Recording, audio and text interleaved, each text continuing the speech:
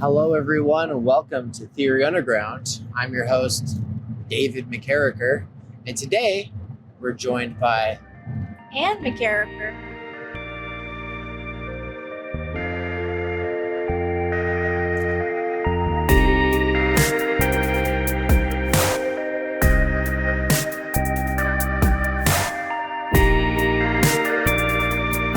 All right, it's been a while.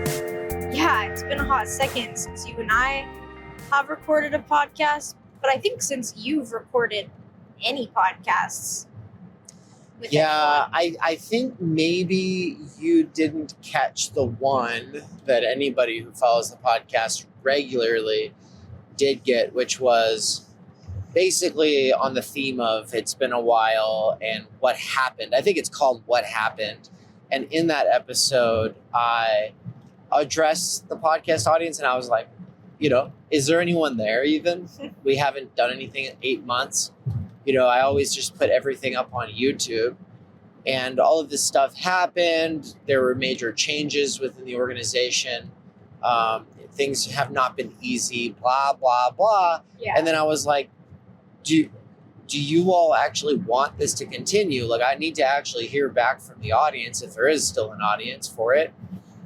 And that was when I received a bunch of really nice emails. And so, one thing I was thinking about that, though, like this audience is not necessarily privy to all of the stuff that we did on What's Right or the stuff that I did with Benjamin Studebaker over on Why Left, because I think I made a foolish mistake of splitting it up so that there was a podcast over here, a podcast over there, a podcast over here. I think I had 5 podcasts at one point. Yeah, you had a lot going on.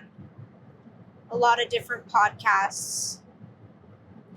And now they're all just folded back into this one. This is just the Theory Underground podcast where Dave and probably oftentimes me, but also other sick guests are just going to come on and we're just going to talk about what goes on at Theory Underground and things related to Theory Underground, which is a whole lot of things. Yeah, especially when we haven't done an update in a while. Yeah.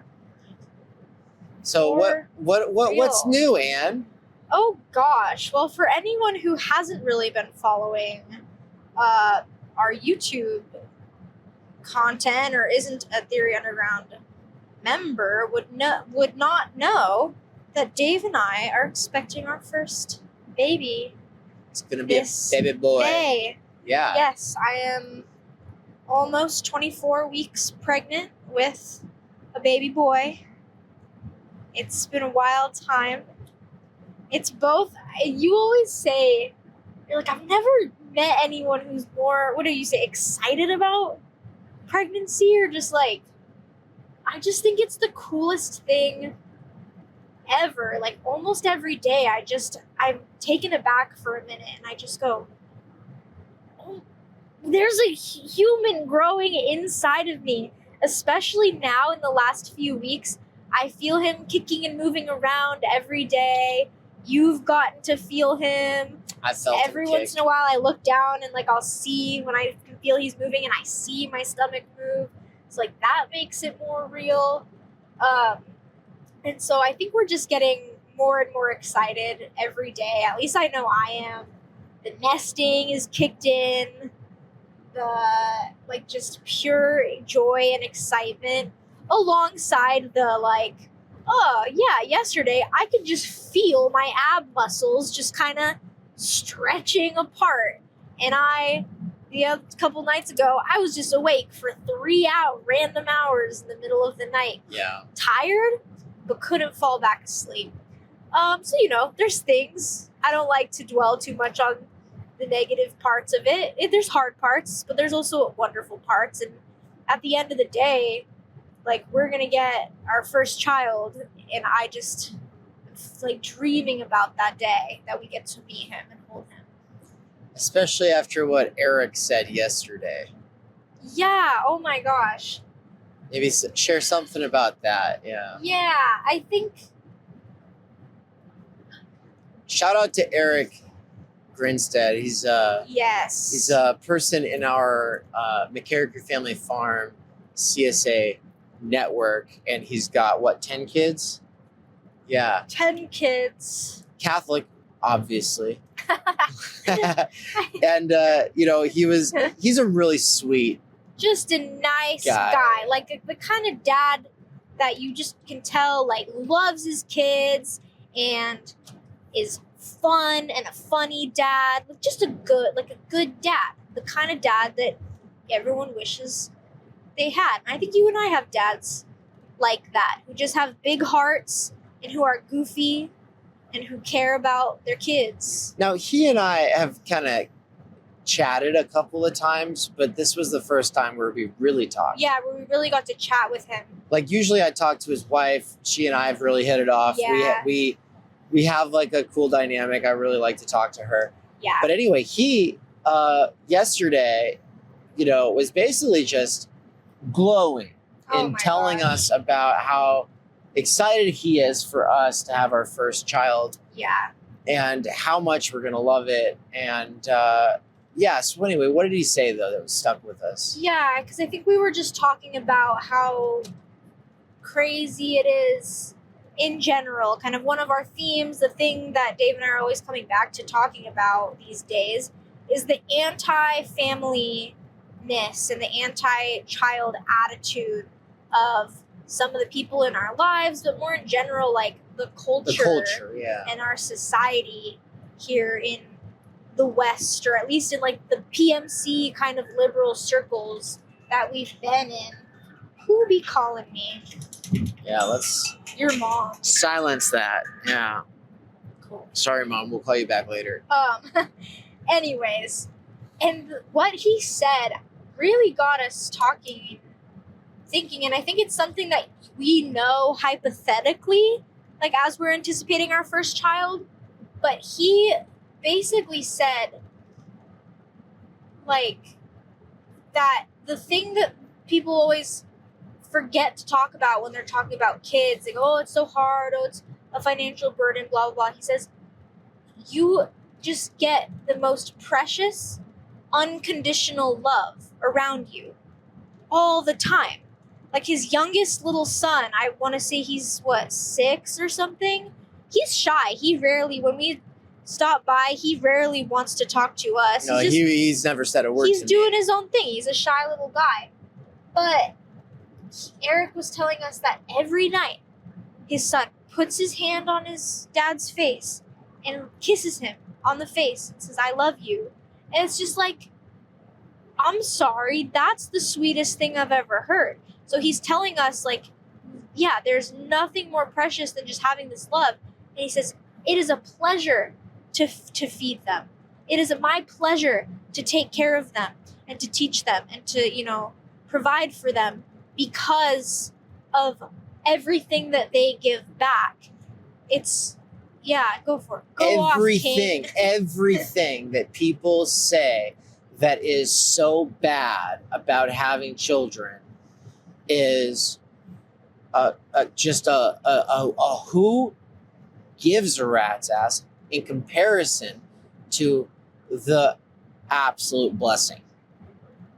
Yeah. The absolute blessing of that child. And the reason that it even came up in the first place was because we've been kind of realizing recently how propagandistic, like straight up brainwashy, this human development course was that Anne took in middle school, high school? High school, I think school? sophomore year of Yeah. high school. Tell us about that. Yeah.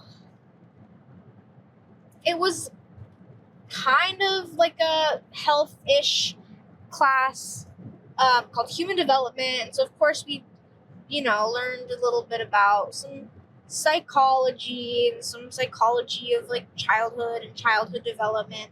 But the things that really stick out to me are, one, there was a 3-day weekend where we were given these, like, the best way to describe them is robot babies, like little baby dolls that had like a sensor inside. So we all had to put on bracelets, basically. This baby had like a sensor inside and then was just programmed to cry every few hours, and then you'd have to, tap your little wristband chip to the baby to register, oh, here I am, I'm taking care of the baby, and then figure out, okay, does this thing need its diaper changed? It didn't it didn't go to the bathroom, so you're just sitting here playing a guessing game with this robot fake baby doll.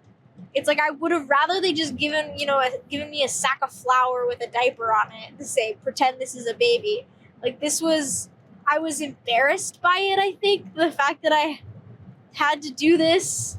I had it in class for a little bit. Did the boys have to do crying. Yeah, I think everyone's parents had to sign a form because, some kids at our school were taking care of real babies and at their families, taking care of actual human siblings who were younger than them. So I think we did need permission.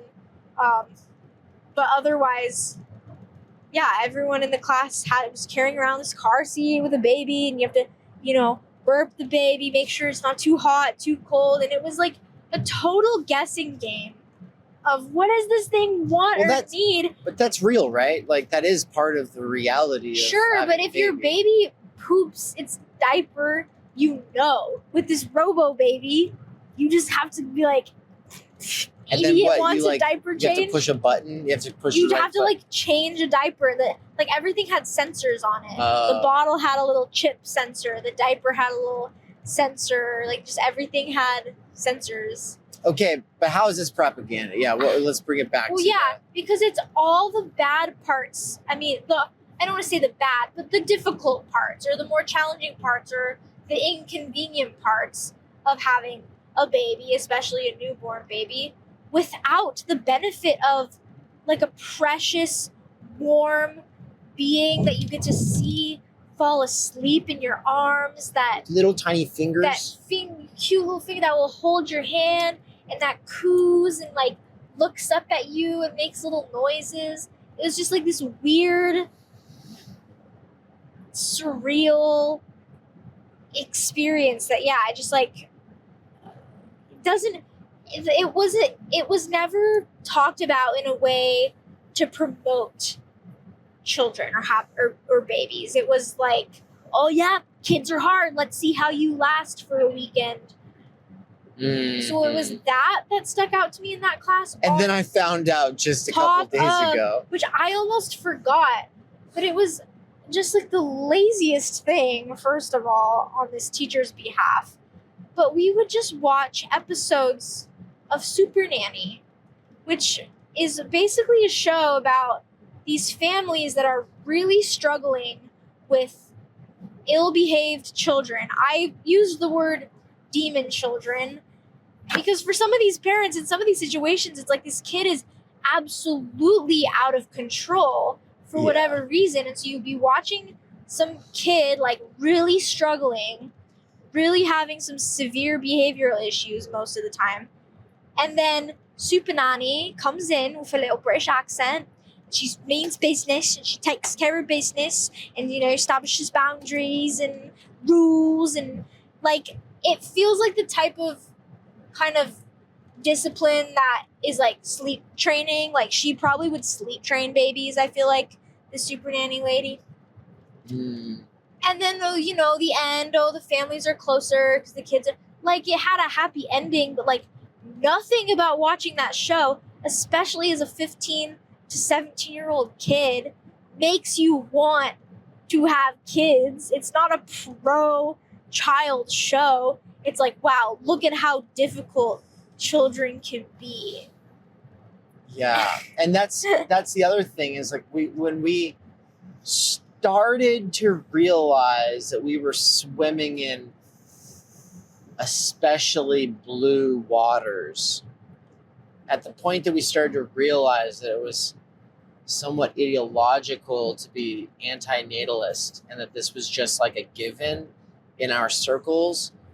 We were at a friend's sort of wedding thing, and there was this lady who just starts going off about how no one ever told her how difficult it would be to have children. And when she said it, I remember looking over at Anne and being thinking to myself, this is like the fourth time we've heard this in the last like 2 months. Like, what happened where this is like cascading or rippling through the social scene so much? No one ever told me how hard it would be. And now it's like, well, everyone's telling us how hard it would be. Yeah, it's the only thing on social media. I don't want to say the only, but like social media mom content is overwhelmingly women complaining about or needing to vent or needing to normalize and make visible the hard parts of pregnancy, birth, newborns, motherhood, blah, blah, blah. All these like, influence, like these millennial influencers who are having kids. Like, because I watch a lot of like comedy, kind of like millennial online comedy types of content, Try Guys, Smosh, and Dropout TV. It's like they're all like, not all of them, but a handful of these cast members are having kids, but then they don't ever talk about it with like this radiating, glowing joy. Yeah, where's that joy? They come to their little gal pal dink friends on the channel and just like complain about it. Or say, oh my God, birth was the hard, like so horrible. Not for me. Never doing that again. Yeah. It's become like virtue signaling. Yeah. And so you have the virtue signal of, oh, I would never have kids. I could never imagine. Could never, not in this world. My body just couldn't do that. And then you have the virtue signal of the almost like, I'm sorry I had kids. Oh, I know. It's such a bad thing to do. Yeah. And it's like, interesting little thing here.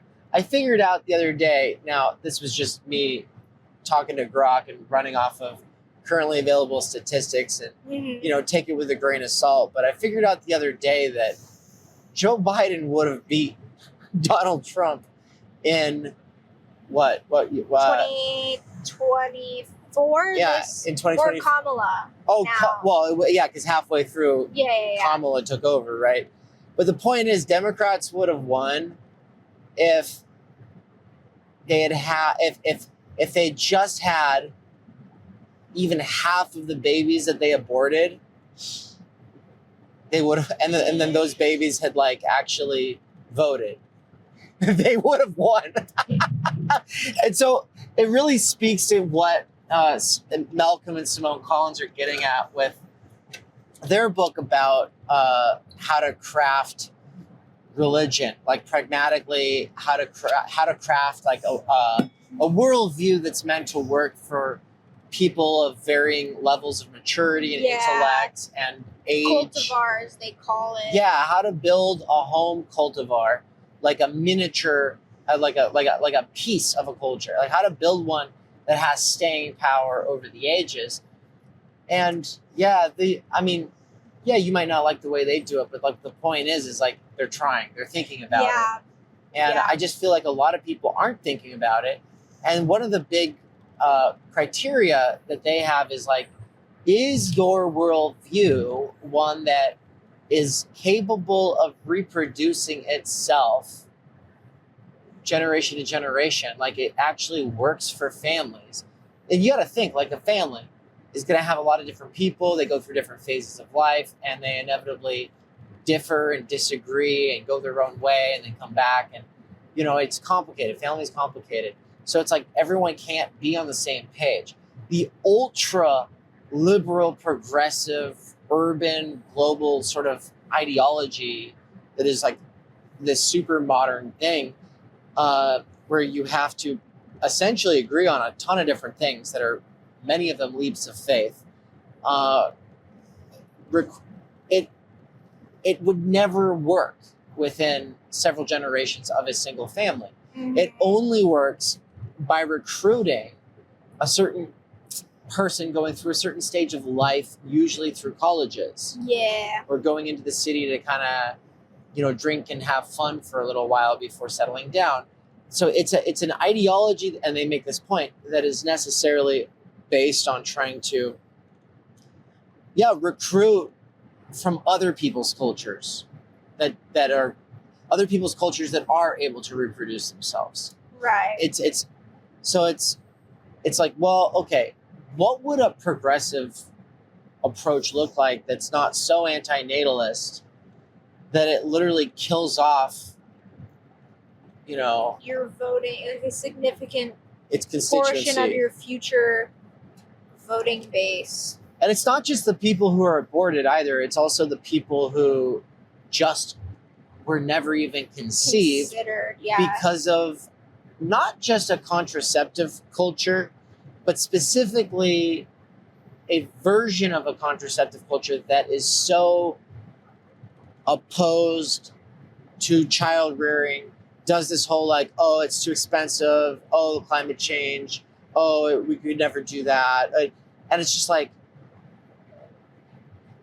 it used to be that we would feel really, really bad for somebody who could not have a child. Yeah. Like the reason that was a given is because of what Eric was getting at, which is that this is like the most beautiful, wholesome thing where you have like this constant source of unconditional love being added into your life. Yeah, I think I can already feel myself growing and maturing in these like very visceral and real ways that I know that once the baby is like physically in our arms and we are in charge of feeding and taking care of another human being, it will be like exponential, potentially like an overnight kind of maturing. So yeah, there's like the fact that I think most good parents, probably most parents in general, like most people who've had kids will say, yeah, it changes you, makes you a better person. I hear so many people say makes you more patient. Like it impacts you as the parent, but then also, yeah, you're just surrounded by like someone who, at least for the first 5 to 6 years of their life, you are their world. They just want to do everything with you. And like, what an honor and privilege that is. And yeah, another thing I'll hear is like, people say, oh, why do you want a little, person to boss around? Just get a dog. Oh, you like, yeah, like, ew, why would you, that's so selfish. Why would you want, it's, yeah. It's such a funny thing to call that selfish. Oh, taking care of another human being and being able to love that human being more than you'll ever be able to love any other person. So selfish. And it's like out the other side of the mouth by the same person who just said, oh, I could never because I have like these big goals I want for like my career. Because I want to travel to Greece and get 8 hours of sleep a night. Because I want to go to Disneyland 10 times a year. Oh my God. By myself as an adult. Yeah. So anyway, welcome to Theory Underground. This is a little bit of kind of the vibe of what's right. Now, we're not doing what's right anymore. And we're not doing why left anymore. We're not doing why us anymore. We're not doing voices anymore. Those were all podcasts that I started and then I did for some amount of time before it was like, no, I always kind of want to keep it streamlined here on the one podcast because it was siloing too much of the great conversations that I was having. And then the big problem, I can't have a single reliable co-host because everybody's schedules are too hard to juggle. And then the big problem is like, yeah, I get organizer fatigue. And it's just like, no, I'd rather just be able to have on people here at the Underground when it works. And it works right now because we're on our way to Vancouver, Canada, yeah, BC. we're on a road trip. And road trip, it's like this is kind of one of our favorite things to have long conversations while driving. Yeah. And so we're going to tell you about one epic thing that came out of one of our drives from last year. and the super secret project that came out of it, that is like at this point 220 days in. Yeah. We'll actually tell you what it is. We'll also hint at a new project that's coming about. We'll tell you a little bit about the event that we'll be at. We'll touch on a few of these other things. Like there's a whole bunch of updates at Theory Underground with amazing stuff that's like occurring. But yeah, this is the update podcast. We got into a little of the weeds talking about the baby update, but that's just where. No, I think we're going to call this episode Nurturing Nature and Natality. Yeah. And just it's part one of that theme. Yeah, it's where our heads have been as we're coming into parenthood. It's, I think, been a central theme in Theory Underground, even in some of the courses. Yeah, in our seminar that we did. Yeah, it was like the conclusion of the Critical Doxology and Timenergy, as well as Critical Media Theory Year 2 seminars that we were doing together. Was Nature, Nurture, Natality. And then, of course, after a few months of silence, I dropped the big video essay on that topic, which was such a big deal. And then, of course, we talked about it a lot on What's Right.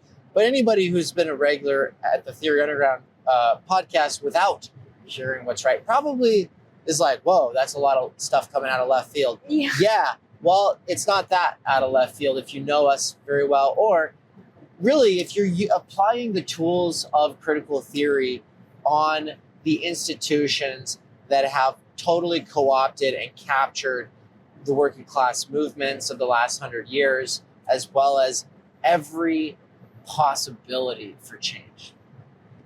Wow. So, no, we're going to be laying out an excoriating sort of, ruthless critique of the anti-natalist agenda that would have people who are totally able to have children to instead choose to end not just their genetic lineage, but their existential lineage. See, for me, it's not about passing on genes, and it's not about having a little person to boss around. It's about the continuation of your life through self-othering, which is an idea about the child that I get thanks to Levinas in the last part of his Totality and Infinity. But anyway, we also wanted to talk a little bit about McKerracher Family Farm. Yeah, that's also been a big part of our lives. So lay it on us, almost the last year. Yeah, what's up? What is that, and what's going on with it? What is McKerracher Family Farm? Well, as you heard in the beginning, our last name is McKerracher. Right. That would be Dave's parents, and Dave's parents are some of the coolest. I call them icons. I think that is true. They're just the most iconic couple, almost in their 70s, who do so much, and they 7 or 8 years ago started a little 2.5 acre market garden on their property, and have built it up into a functioning business that sells produce at multiple farmers markets, and that sells potted, or what's the word I'm looking for? Plant starts for people to start their own gardens, and sells eggs and pastured poultry. Don't forget the CSA. The Joel Salatin style. And of course, last but not least, CSA, which stands for Community Supported Agriculture, which it just basically means a subscription of whatever's in service. Lots of farms do this. Wherever you live, you should look into if there's a local CSA. If you have the means, you should absolutely sign up for a CSA from a small local farm, because not only are you supporting local agriculture, bringing your money to local and out of the big food supply chain as much as you can, to the food, especially if they're organic or they're no-till or there are no chemicals and sprays, the food is just literally going to be healthier and more nutrient dense for you. But most importantly, the food just tastes better. You'll have older people try our chicken or our food and they'll go, wow, I remember when food used to taste like this. I've got people who don't like to eat carrots from the grocery store, but they'll try one of our carrots and they go, "Oh man, I like that carrot." Because it's sweet, it has flavor. You could it just tastes different. So much better. So we've been doing year-round CSA, and that was really your push, Dave. Maybe you want to talk about that a little bit. Yeah, so Mom used to just do a 16-week CSA, and that, to me, was a sign of a lot of potential. The fact that she had 50 people who want to get this for 16 weeks, and that's like a weekly bag full of produce. I like to, for people who play video games, I always refer to it as an organic veggie loot crate. There you go, yeah. Right, because the loot crate is something in the video game world that you can get for Fortnite. It will bring you a bunch of merchandise, and it's got whatever. Sometimes there's a gambling aspect to it. Yeah, you never really know what you're gonna get. Sometimes you get something worth a lot of money or whatever, special collectible items, and so yeah, that's kind of what it is. Except that you eat it, and but it's true. You don't really know what you're gonna get unless you know what's in season. And that's one of the important things about eating local, eating healthy, is eating what's in season. But also, people underestimate what you can grow. And one of the things that I am super proud of and excited about, I get genuine passion and motivation about it, is to show people how much food can come from a small plot of land year round. And the year round part, the annuality, we'll call it, that is to me so important, because people think, oh yeah, well that's good for the summer, but what about the rest of the year? Well, we have hoop houses, they're greenhouses, they're epic, and you can actually grow all kinds of root crops and salad greens and stuff year round. Just literally, it could just be a normal part of your life that you go outside and you get some eggs, and then you get some salad greens and herbs and carrots and beets year round. That's normal life. It should be normal life.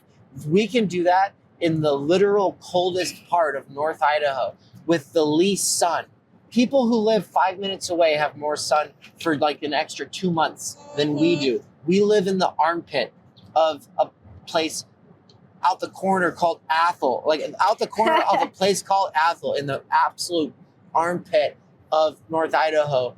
Coldest, darkest spot. Guess what? It's brimming with life. Yeah. Teeming with life and good food. And so, to be able to make that more of a routine, obviously, we have to also kind of build that into the business model. Mm-hmm. And then also, because I come out of, insofar as I'm successful, I'm freed from wage labor thanks to Theory Underground, the subscription economy. I know a thing or two about subscriptions, right? And the thing is I agree. Everyone hates subscriptions now. Nobody wants to have to pay subscriptions for everything and own nothing, right? But when it comes to, having access to thousands of dollars worth of classes that you can always back up and download on your own, I feel quite proud to be able to offer what I do at TU for the low price. It's 1/100th of a college tuition, right? Oh, yeah. And at the same time, how much more important is it with local, organic, certified, genuinely regenerative, no-till, sustainable farming food, And so, the idea is a year-round subscription, and then also adding tiers. Because that was one of the biggest things with the subscription economy for me, was the realization you're basically flushing money down the toilet if you don't add tiers and give bonuses on the higher tiers, because people want to go for those higher tiers a lot of the time. There'll be people who are really excited they can just do the lowest tier, but there's people who are really stoked to do higher tiers, and it's just you're totally flushing money down the toilet if you don't let those people subscribe at the level that they actually want to be at. Yeah, people want to support your business. They want the extra benefits. So if there's people like that, we'll try to make a price that is affordable for most people. But there are people who've got some extra bucks that want to put it towards causes they care about. So why not? Yeah, you get people who will never be satisfied no matter how cheap it is. And then you get people who they don't even think about how much it costs. And the people who don't really think about how much it costs are going to typically go for like the, second tier. But then you get people who are just like, this is like the most important thing, and it's so beautiful, it's so wonderful, and it's a big part of my identity.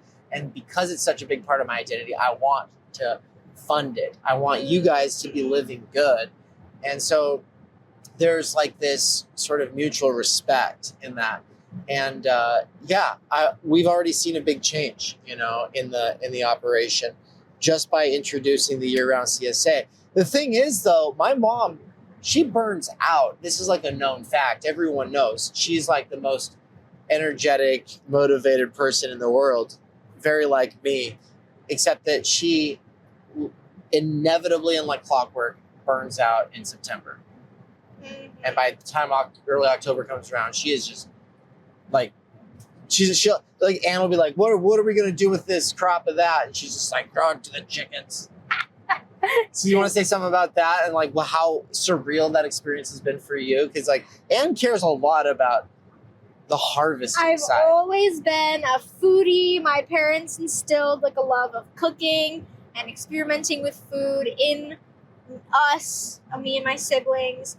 And so there is just something to me that is so exciting. Like every time we've ever come to visit your parents in the last few years, the week before, I am just, preoccupied if I'm driving or multitasking, thinking about what am I going to make out of the food on the farm?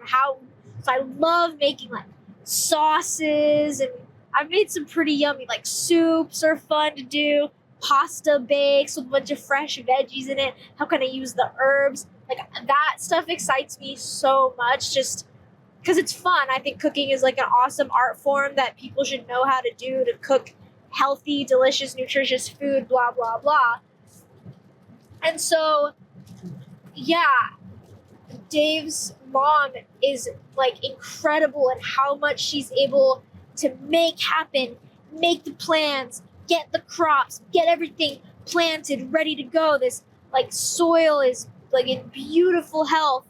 And then come harvest time, I think gets tired. It's overwhelming. It's too much. And the harvest, I think, has traditionally been the part that kind of falters just through the overwhelm and the burnout. And so we make a really good team because I often have a hard time starting things. I'm sure that will only get better as I get older. But in general, like that's almost my weak point. And so she gets us going. I check in. Okay, what do we got to do today? Okay, we're seeding. Okay, let's do it. We make stuff happen. And then last year was slightly tough because come September, which would have been the time to be canning tomato sauce, making salsa, I got the first trimester morning sickness bad. So I was kind of down for the count, which just makes me excited for this year to really focus on like not only harvesting and trying to sell more at the markets and include stuff in our CSAs now that we'll have kind of a steady stream of annual CSA people, but like way more canning, way more preserving, excuse me, drying herbs, and just like I care a lot about that. Not only so we can have these goods in the CSAs throughout the cold season, but excuse me, when we don't have as much fresh produce growing, but also for ourselves. Right. Like Dave makes the great point always, we should be eating our own salsa all year round. And it just didn't happen last year. You know, our first year there, we're moving, blah, blah, blah, excuses, but oh my goodness. I mean, more importantly, I want 80% of our food year round to be coming from the farm. I want to be eating our chicken like 3 or 4 times a week. And homemade tomato sauce on spaghetti and for soups. And like our eggs, a couple times a week. Like I don't like the idea that we are buying potatoes from stores is to me just like, no, absolutely not. And there are certain things about this operation where I just go, it can't be this way. It cannot be this way for my children. They will not experience this. There's all kinds of stuff where it's like, no, we will be on top of this thing that we're currently failing on. And it's just like, yeah, this is like the whole thing about being the next generation. You come in and you learn what you can from your elders, from my parents in this case. But then, like, yeah, there's going to be all this stuff that they can do that we can't do. There should be a lot of stuff that we learn from them that we will be able to do. But then there will also be things that we bring to the table, and marketing is going to be a big one that we bring. Like, that's one that my dad always brings up, is like the farm marketing events. That's something that we already did this year, and that kind of culminated in the retreat. Right. Yeah. So we did all these monthly farm to table events where people just came out. You know, I think the biggest one, there was like 70 people, with people eating Anne's amazing food, 30 children running around having fun, picking berries and flower bouquets. Yeah. I think that was the taco night. Yeah, we had, it was awesome. What did we do? Farm tacos. Like a farm chicken tacos. And then for a vegetarian vegan option, I took some of our cauliflower and did like an al pastor seasoning on the cauliflower with some pineapple and chickpeas and, you know, some like Idaho made tortillas. We made salsa. Don't forget the cowboy caviar. Oh, the cowboy caviar is a hit. Such a hit. It's just like a kind of a beanie, beans, tomatoes, onions, bell peppers, like in kind of a salad type of thing. There's no lettuce. It's like a chunky, so bright. Like a chunky salsa, but with beans and some extra veggies. Yeah, it was. That is a hit. I love experimenting with desserts and baked goods. And then the pregnancy morning sickness hits Anne on the weekend of the retreat. So if you look at the photos of I'm not retreats, in most of that. No, she's not. Because, it was... So the night, I think the first night there, we had like our first dinner. And that was the first night. I was just reminiscing. I was like, yeah, that was the first time in my pregnancy. Well, it was only like 7 or 8 weeks at that point that I was like, this food doesn't really sound good. I was like, I'm not really hungry. And it was like spaghetti. I freaking love spaghetti. I love pasta. And I was like, I'm not really in the mood for this. It doesn't sound good. And then the next day, I think I was trying to food prep for the event and was like so sick. I was throwing up all that first day. Yeah, I could not eat or drink anything. It lasted for the next month and a half. She was just decimated by this. And, you know, there were a few nice days here and there where my birthday, luckily, I felt good and we went and had some Chinese food. Yeah. But yeah, my appetite was gone. There were some days that literally I would be puking every few hours. And the only thing I could stomach, pregnancy is the weirdest thing in this way. Like, the only things I could stomach were potato chips, plain potato chips, red licorice, and apple juice. Yeah. Like, and I'm just so grateful that Anne, even though she had, as far as I've heard from other people, the worst first trimester, is nonetheless enthused about the actual baby part of it, and is like surprising me all the time with all of her excitement about having a baby. Now, with all that said, I want to kind of bring it back to theory and sort of this new era. And we're going to read the preface to Joel Salatin's newest book, The Homestead Tsunami. We're going to send this episode to Joel. We've met him a few times. I had him out to Boise once. We just last year, 2025, visited the Polyface farm out there in Virginia. And beautiful. It was just gorgeous and wonderful people. Had a great time and got to tour around. My mom was in absolute heaven. Taking pictures. And one of the coolest things ever was that we got to sit with Joel for lunch 2 days in a row. So, just happened to work out that way. It's not like she won a literal lottery, but, He just ended up, there was an empty seat next to us. Okay, times, right? I literally stood up and got out of the way and signaled for him to sit down as he was approaching, because I was thinking like, hey, what if he's looking for a spot to sit? Every spot's taken. So I stood up and gave my spot to him, which put him across from Mom and beside Anne. But it's like this conference was like more of a political conference.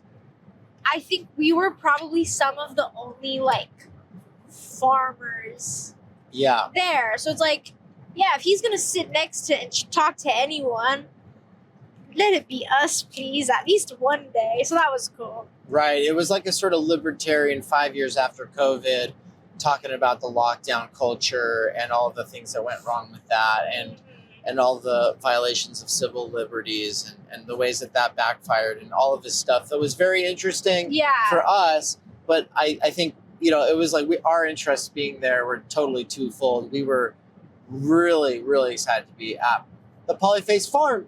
And so all I'll say about Joel Salatin, for those who don't know, is that he is the godfather of the regenerative agriculture movement in the United States.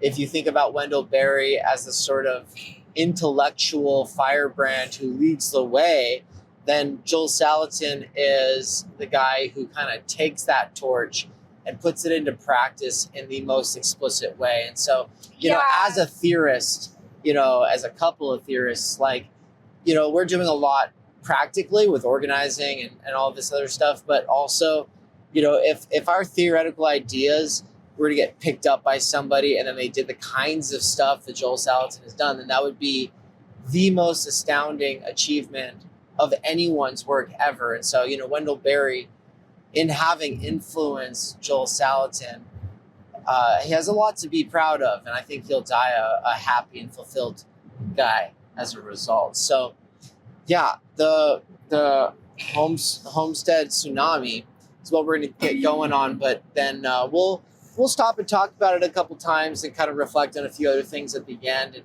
say a little bit more about the super secret projects. And some of the other things we got going on. Yeah. Let's see if we find the preface here.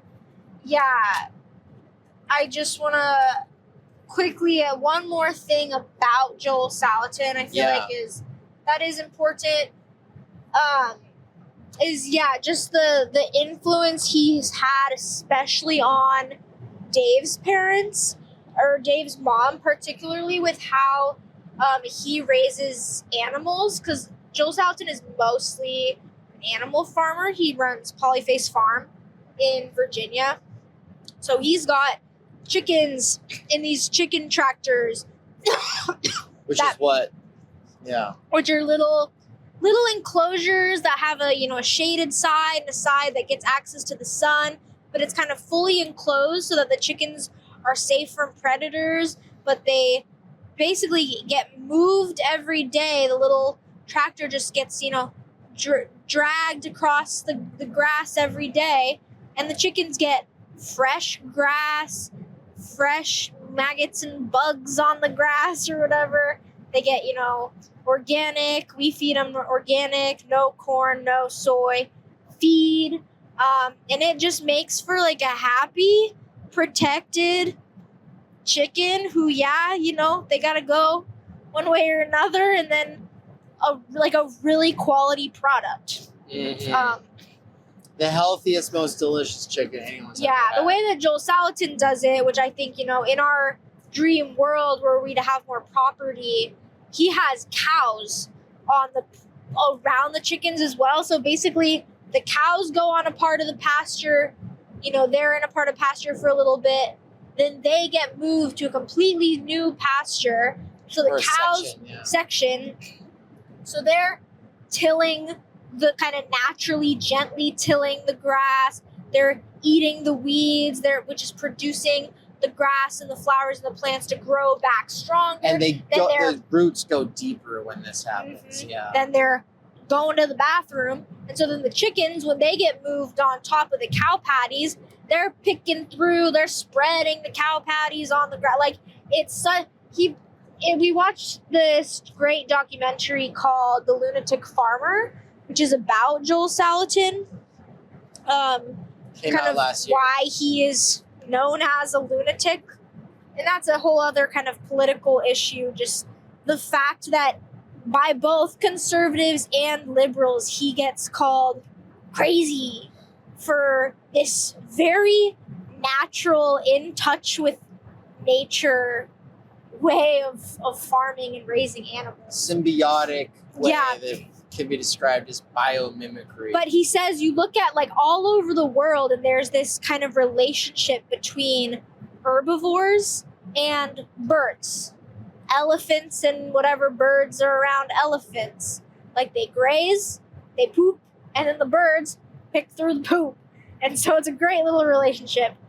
So yeah, Joel Salatin's awesome. He spoke about the need for a food emancipation proclamation at this conference that we were at, just kind of talking about all the bureaucratic hoops that farmers like him or even farmers like us have to go through to just be able to sell our food and not have to go through a million different organizations and fill out all this paperwork and get it processed or cleaned in this specific factory or processing center or whatever.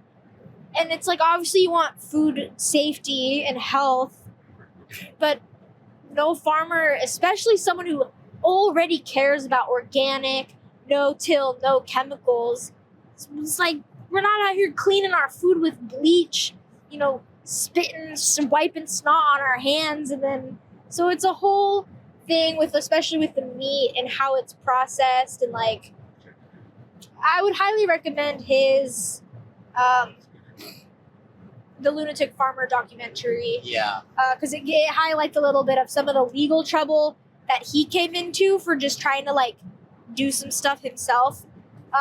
So I just wanted to give you some more context on kind of like what he does, what he cares about.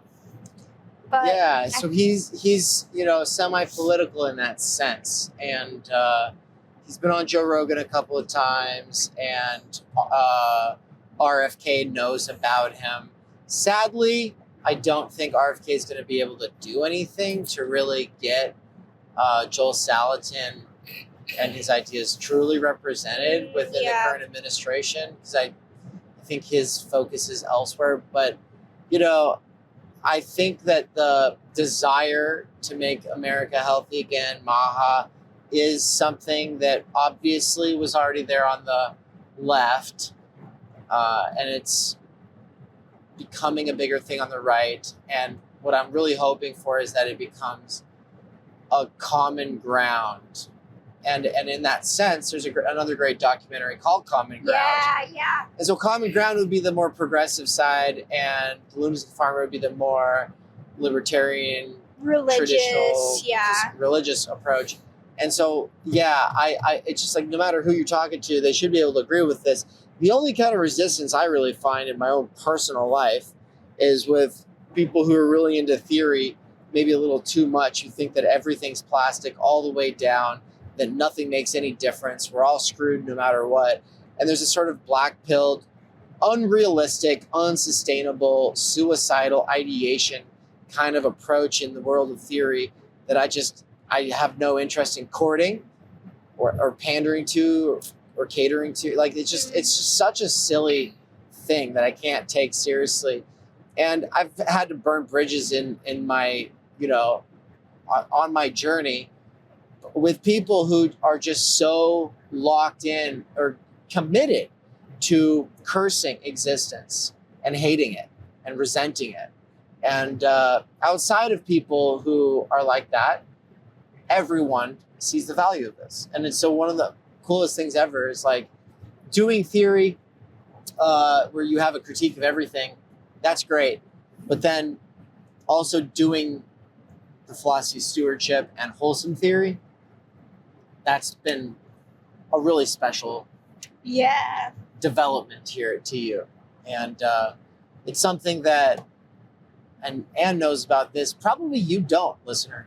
Most of you don't know about this. But like back in the day, before I did Theory Underground and before I did Theory Plebe, almost everything I tried to do was always a way of bridging Life of the Mind, The Work of the Hand, Sustainable Egg, and books.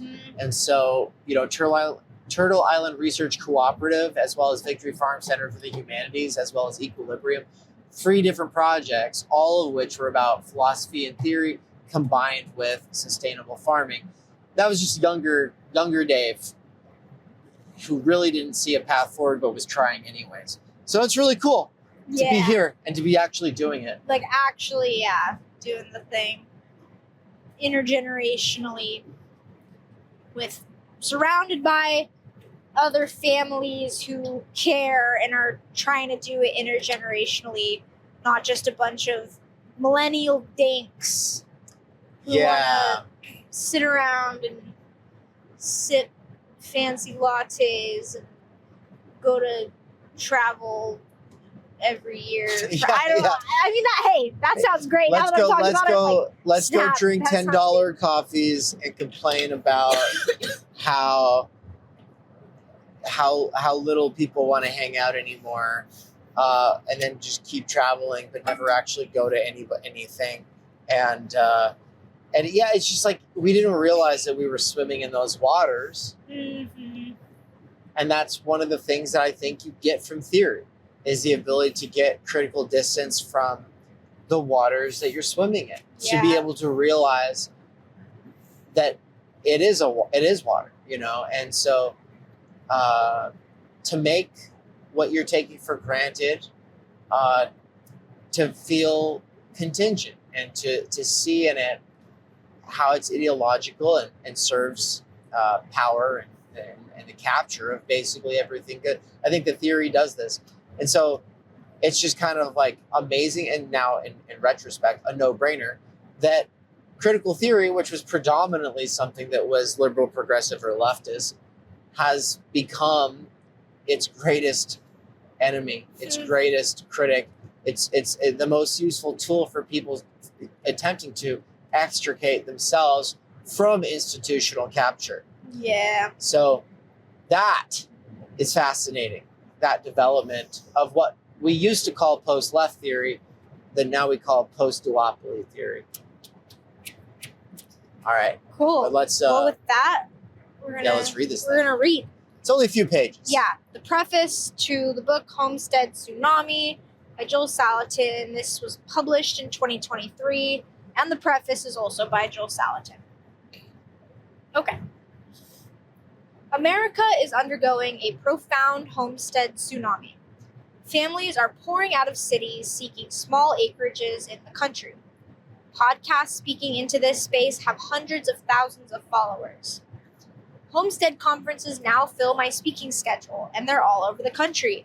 And while I take a sip of water, Joel Salatin, I think, is going to be at the Homestead Conference in North Idaho. Right. This year, and he was there a couple years ago, along with his son. Yeah, his son was there last year. In the last couple of years, a steady stream of visitors, many in rented motorhomes, have stopped at our farm to walk our fields and dream. Their most common reason? We're escaping and heading for the country. We don't know where we'll land, but we're getting out.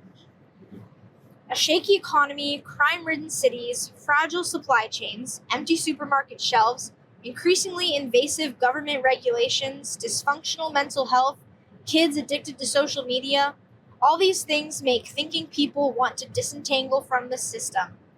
Stalwart American institutions, both public and private, are no longer trustworthy. Corruption, cronyism, and crisis screams for media headlines, or gets censored. Wanting out when you feel chased and strangled is a strong incentive. An even stronger incentive is wanting something better. Wanting out and wanting in are two sides of the same coin.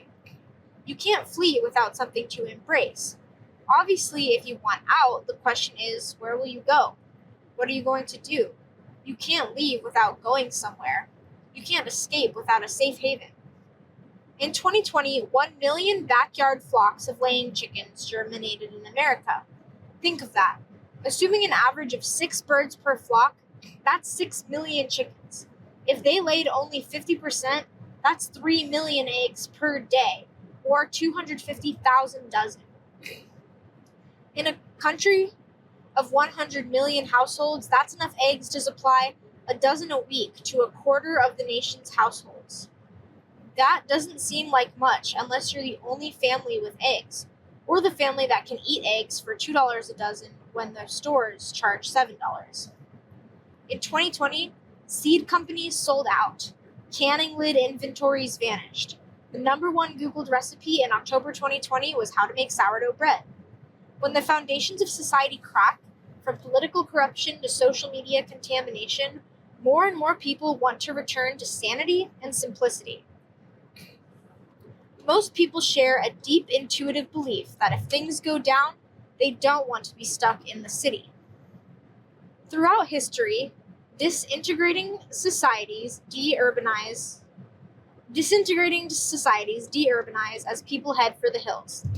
As society collapses, you want to be near creeks, springs, trees, fields, wildlife to eat when things get really tough, and away from attractive targets for bad guys, be they domestic or foreign. In especially dire circumstances, the countryside offers caves and coves in which to hide and disappear from chaos. Under political tyranny or social pressure, families who espouse non-mainstream beliefs and who want to protect their children from indoctrination seek solace in country solitude. To be sure, not everyone can move to the country right now. Fortunately, we've never had as many gadgets and tools to grow things in the urban sector. I applaud every effort to engage with self-reliant living in the city. This book is not disrespectful to folks who, for whatever reason, opt to stay in urban settings. And I'm certainly not under any illusion that this book will suddenly collapse our cities. My whole objective is to offer reasons to make a change. Most won't, but some can and should. I want to interject super quickly here with, what's the name of, is it Curtis Stone, who does the urban market gardening or urban gardening. Right. So there is absolutely, even if you're like, wow, you guys, farming sounds great, I wish I could, or, oh yeah, I wish I could get a CSA, but I live in the middle of New York City. There are people doing urban gardening and urban farming in New York City and probably a lot of city. In Kansas City, Missouri, we know of a little urban garden, CSA, where they just use smaller plots of land, literally on people's houses' front yards, to grow crops. So I just like that he brought that up. Like, yeah, now is the time. Like, we can be super innovative in that way. So that's another one that your parents really like. Mm-hmm. Seeing the handwriting on the wall, many of us sense a historic inflection point in the world. When we see the World Economic Forum agenda, we tremble. This agenda is not a friendly agenda toward freedom and personal opportunity. Tracking your every move, no private property ownership, government intervention in every aspect of life, people being fired from their jobs for not getting the COVID jab, fake meat, fake money, defund the police, teen depression and suicide. We can list plenty of things to be concerned about, even to be angry about. This book is about taking all that frustration and anger and turning it from negative energy into inspiring positive energy. Yeah. The objective is clear. When society becomes hopeless and helpless, some of us who build an ark will provide hope and help. We'll offer havens of protection and nourishment to lead our culture into stable families, fertile soil, nourishing food, working faith, and overall health. Many families have already taken the plunge. They've invested in a homestead and are now in the throes of learning about chickens, weeds, and tomatoes. Many others are watching YouTube videos, listening to podcasts, and having long, deep discussions into the night about whether they should pull up stakes and head for the hills.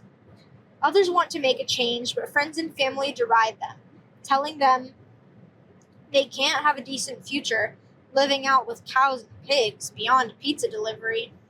I'm writing this book to 3 groups of people. 1, the folks teetering on the precipice, trying to decide whether to jump. 2. The folks who jumped a year or two ago and are now discouraged because their visions of happy animals and flourishing vegetables turned into wayward critters and wilting cucumbers. Look at that.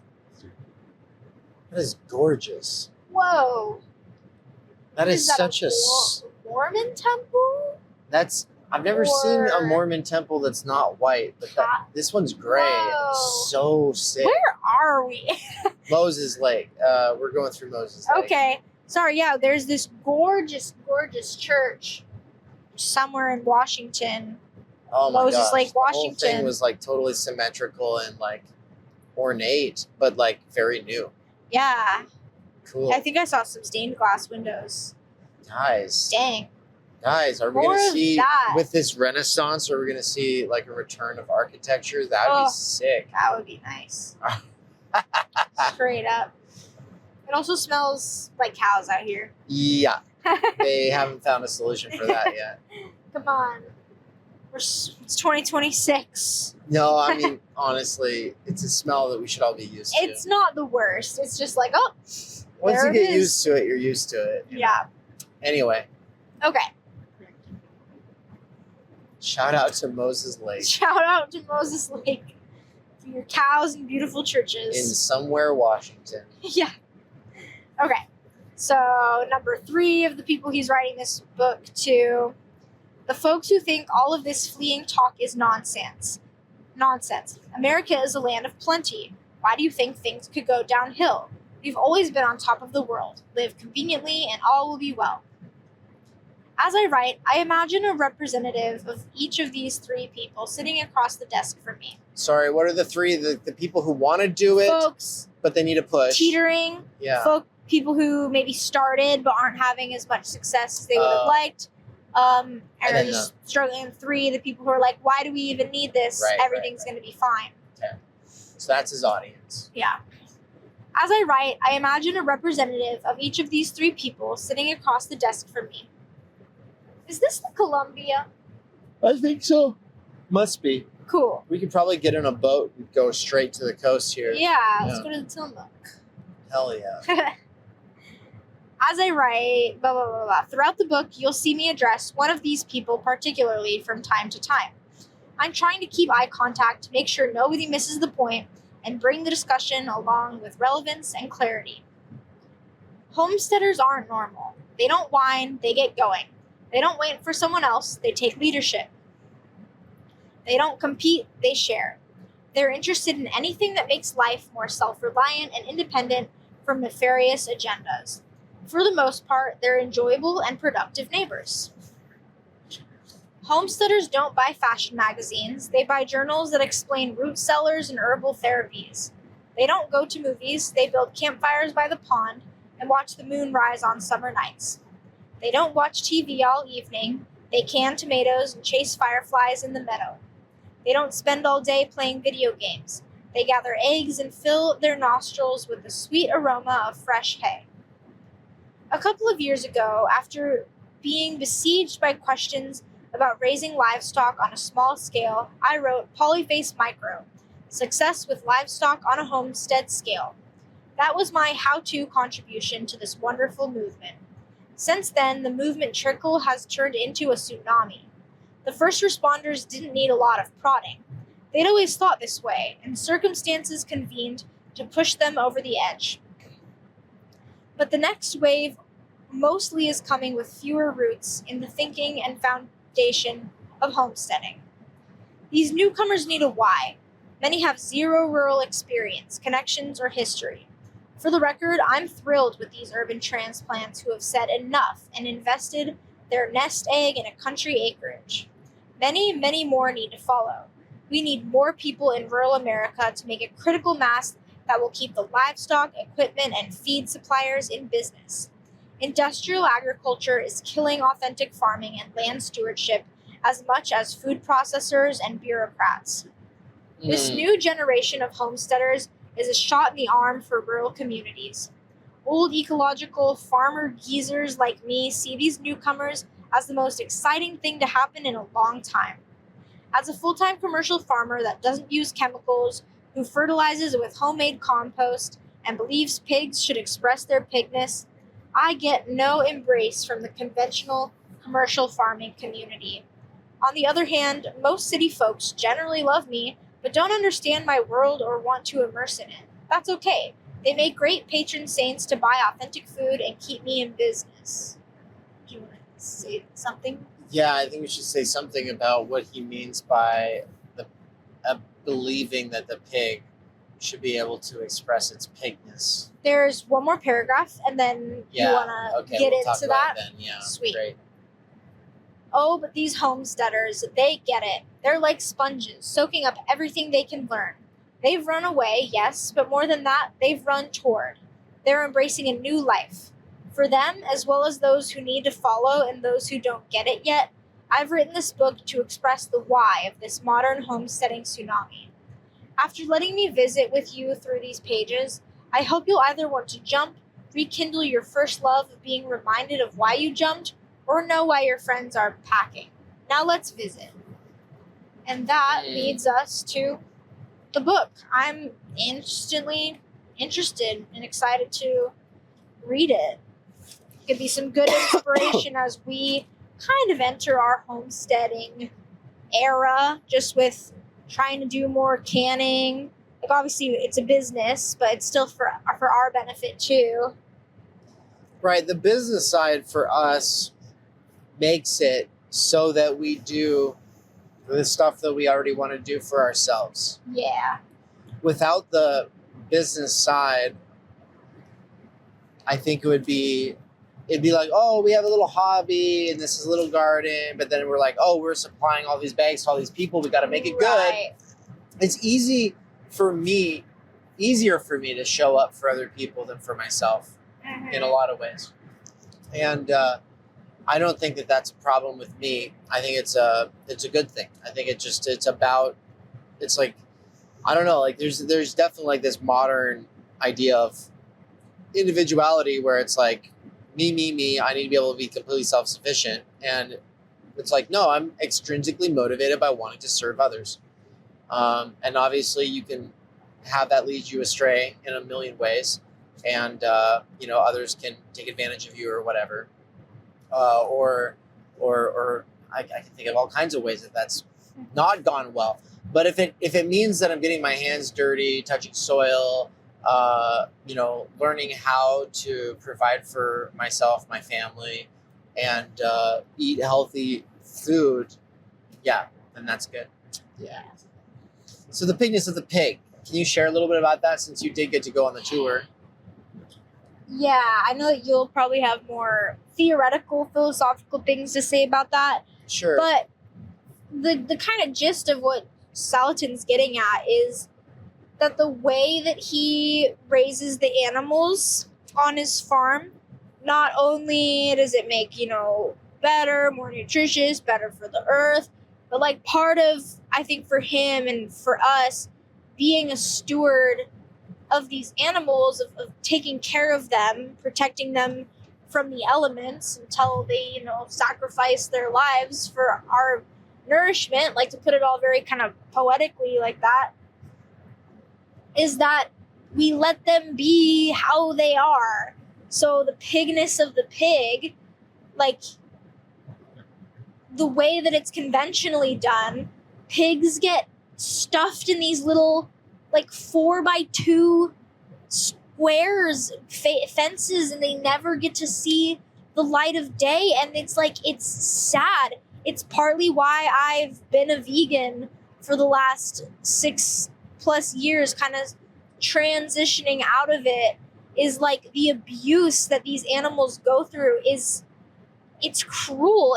It's sad. Like, the pigs should be allowed to express their pigness, to roll around in the mud, to be outside, to be a pig, like to be their authentic selves in a way, Same with the chicken. The chicken wants to scratch around and eat fresh grass and eat poop. Yeah. They love nature. Mm-hmm. They love root systems in forests.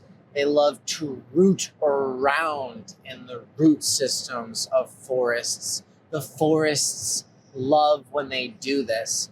It's a symbiotic relationship. Yeah. And without us protecting them from getting eaten by predators, they would not get to do it in the concentrated fashion that they do, that helps the trees sink deeper, healthier roots, and builds better soil and better systems all around.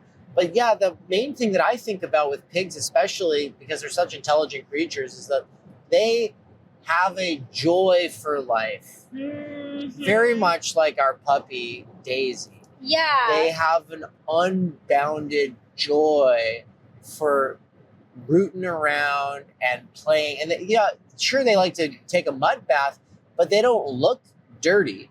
So that's the thing, is like the ones that are raised in awful conditions look dirty. They're just living in filth. But the ones that get to root around and then like roll in mud and then wash themselves off, they actually look clean.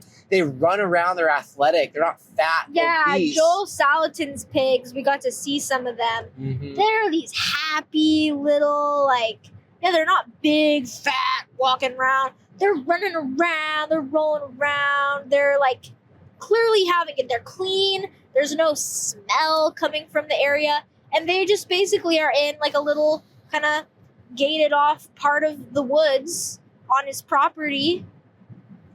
They're good. They're clearing the underbrush. They're just having the best time.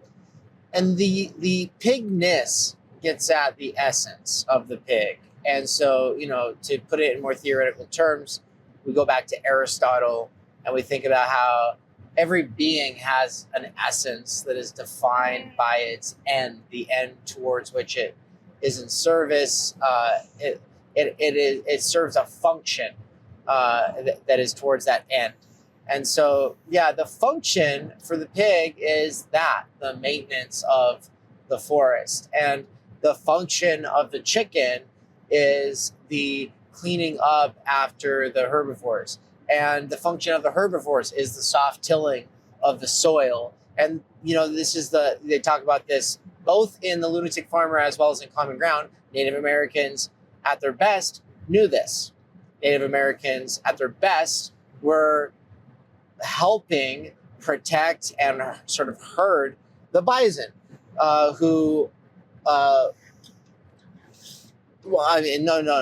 just leading them through pastures, but also burning down forests.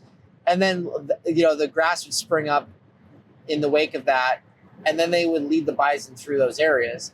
That was a big part of how they were maintaining, not just maintaining the U.S., but building its soil surplus. And so, that's the other thing, is that, there's a big difference between dirt and soil.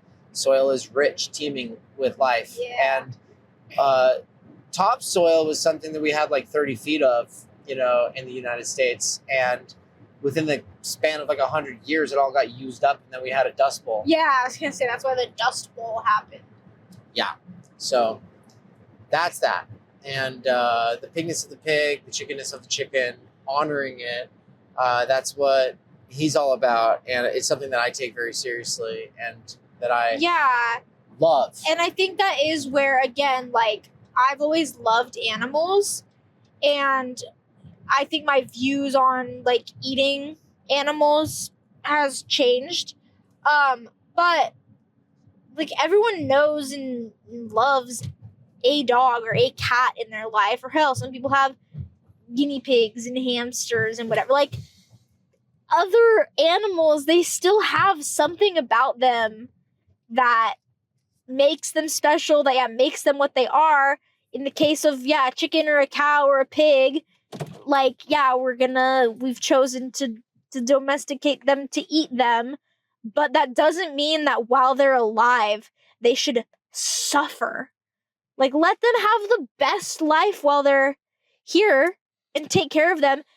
I think spiritually, if the food is better for you, when you can proudly say, that being was raised with dignity and honor and wasn't living in its own filth, and then after the fact, during, while they were alive, injected with a bunch of chemicals and vaccines and garbage and eating slop and then bleached Ugh.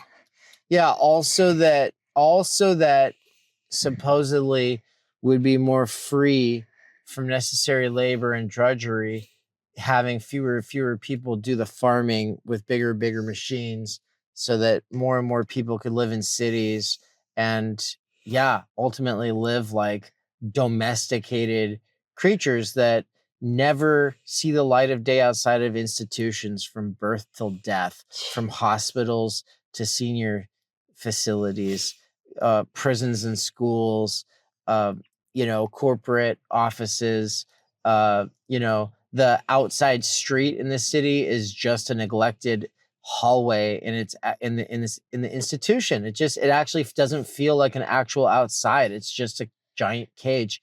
And I like cities, but also I do want to throw up when I go through most of them these days. They've gotten worse, and things have to get better, and things are only going to get worse in those cities for a while. And so, I just see people tearing each other apart and eating each other and shitting on and dying on the streets. And I'm like, no, we're not going to live that way. And I just thank my parents for making the leap and becoming deliberate people when I was still just a kid. And so in a sort of sense, they've been able to, as first generation deliberate parents, pave the way outside of institutions. And it came with all kinds of problems, but also it's afforded for us a lifestyle here that otherwise would have been totally impossible. Yeah, and so I'm not going to say lucky and grateful. Not going to say it's easy for anyone else, and that anyone else gets to plug into it the way we do. We're super lucky, but that's part of what Salatin and my parents and the kind of education we're doing with philosophy of stewardship and home economics is all about, is trying to share what we've learned to make it more easy for other people to plug into. Yeah. But with that, we're gonna close out this episode. We'll hopefully come back soon to continue on some of those threads that we hinted on, and maybe we'll read another chapter. Cool. Thanks for listening. Thanks for this, Anne. This was fun. Yeah, this was good.